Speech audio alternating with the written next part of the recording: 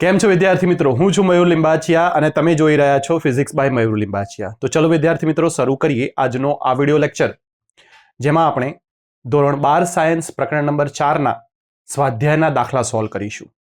વિદ્યાર્થી મિત્રો, દાખલા નંબર 4.1 ની રકમ તમારી સ્ક્રીન ઉપર આપેલી છે. વિદ્યાર્થી મિત્રો, રકમમાં આપણને કહ્યું છે કે 8 સેન્ટીમીટર એટલે તમને વિદ્યાર્થી મિત્રો ત્રિજ્યા આપેલી છે.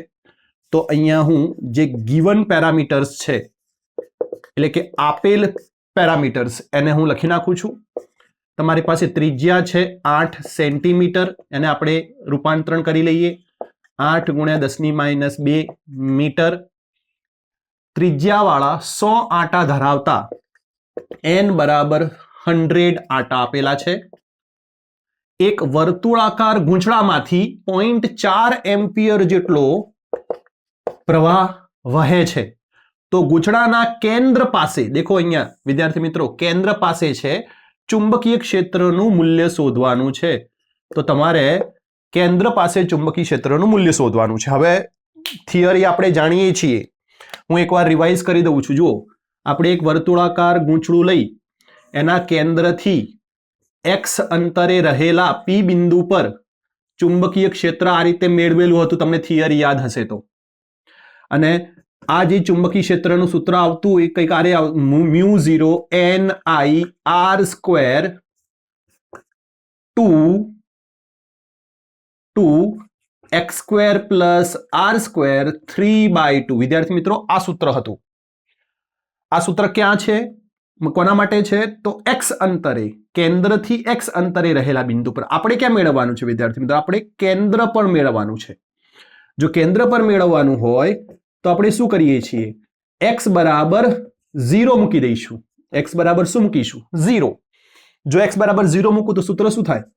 μ0 ni r² 2r² 3/2. 2 કટ થશે, અહીંયાથી આ કટ થશે એટલે શું આવે? μ0 ni / r. તો વિદ્યાર્થી મિત્રો, આ સૂત્ર આપણે યુઝ કરવાનું છે. તો ચલો આ સૂત્રની અંદર હવે હું વેલ્યુ મૂકી દઉં. તો ધેરફોર b બરાબર μ0 ni / r. વેલ્યુઝ મૂકી દો, શું આવશે? 4π × 10⁻⁷. મેં આ μ0 ની વેલ્યુ મૂકી, n ની વેલ્યુ કેટલી છે? 100 છે. પ્રવાહ કેટલો છે? 0.4 ભાગ્યા 2 × ત્રિજ્યા કેટલી છે? 8 સેન્ટીમીટર. તો તમે જે વેલ્યુઝ છે વેલ્યુ મૂકી દીધી. હવે સાદુરૂપ આપી દો.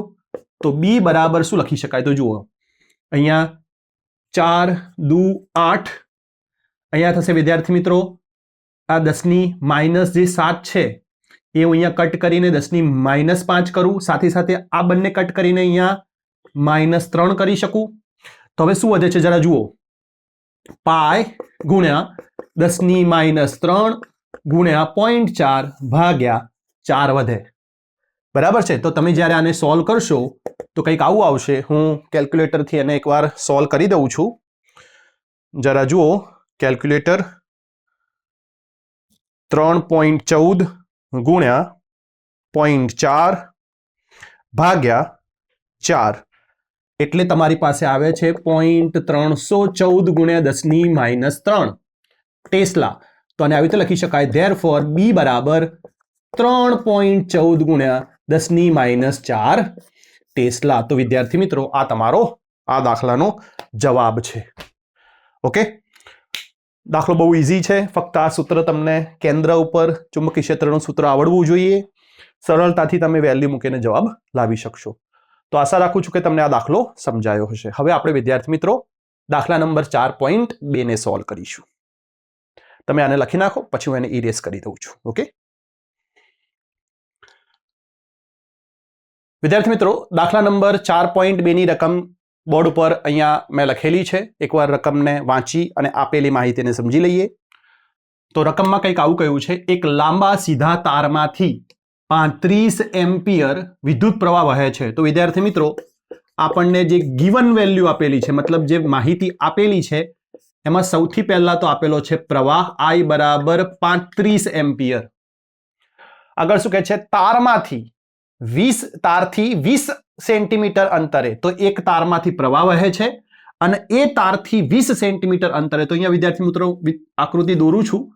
માનો કે આ તાર છે, આ તાર એમાંથી I જેટલો વિદ્યુત પ્રવાહ વહે છે અને એ તારથી તમને 20 સેન્ટીમીટર અંતરે R બરાબર ચુંબકીય ક્ષેત્રનું મૂલ્ય શોધવાનું છે. તો તમને અંતર કેટલું આપ્યું? અંતર આપ્યું R બરાબર 20 સેન્ટીમીટર, એટલે 10 ની આને આપણે મીટરમાં કરી લઈએ તો કંઈક આવું લખાય, 20 ગુણ્યા 10 - 2 મીટર. બરાબર છે. તો 20 સેન્ટીમીટર અંતરે રહેલા કોઈ બિંદુ પાસે ચુંબકીય ક્ષેત્ર B નું મૂલ્ય કેટલું હશે? તો અહીંયા આપણે ચુંબકીય ક્ષેત્રનું મૂલ્ય શોધવાનું છે. ઓકે, તો વિદ્યાર્થી મિત્રો આના માટે આપણે ઓલરેડી થિયરીની અંદર સૂત્ર તારવી ચૂક્યા છીએ. B બરાબર μ0 I divide by 2πr. μ0 I divide by 2πr. તો વિદ્યાર્થી મિત્રો સીધું જ આપણે આ સૂત્રનો ઉપયોગ અહીં કરી શકીએ અને જવાબ મેળવી શકીએ. તો જુઓ જરા, જો હું આ સૂત્રનો ઉપયોગ કરું તો કંઈક આ રીતે લખી શકાય, ધેરફોર B બરાબર, એટલે કે B નું મૂલ્ય, આપણે અત્યારે દિશા નથી જોવાની, મૂલ્ય જોવાનું છે. તો મૂલ્ય μ0 I divide by twice pi R, μ0 4π into 10⁻⁻⁷, પ્રવાહ તમને આપેલો છે 35 ભાગ્યા 2π into R તમને આપેલું છે 20 ગુણ્યા 10⁻². તો દેખો અહીંયા 2π 2 થઈ જશે. તો ધેરફોર B નું મૂલ્ય શું મળે? તો જો અહીંયા 10⁻² કાઢીને અહીંયા -5 લખી શકું. તો શું આવે છે જરા જુઓ, 2 ગુણ્યા 35 ગુણ્યા 10⁻5 ભાગ્યા 20 ટેસ્લા. તો હવે અહીંયા કેલ્ક્યુલેટરનો ઉપયોગ કરી અને હું મૂલ્ય શોધી લઈશ. તો જુઓ, કેલ્ક્યુલેટર દ્વારા જ્યારે સોલ્યુશન કરું ત્યારે શું આવે છે? 2 into 35 ભાગ્યા 20, 3.5. તો વિદ્યાર્થી મિત્રો અહીંયા આવશે 3.5 ગુણ્યા 10⁻5 ટેસ્લા. તો વિદ્યાર્થી મિત્રો આ તમારો જવાબ છે. ઓકે, બહુ ઈઝી છે, ફક્ત સૂત્ર મૂકી અને તમારે જવાબ મેળવવાનો હતો.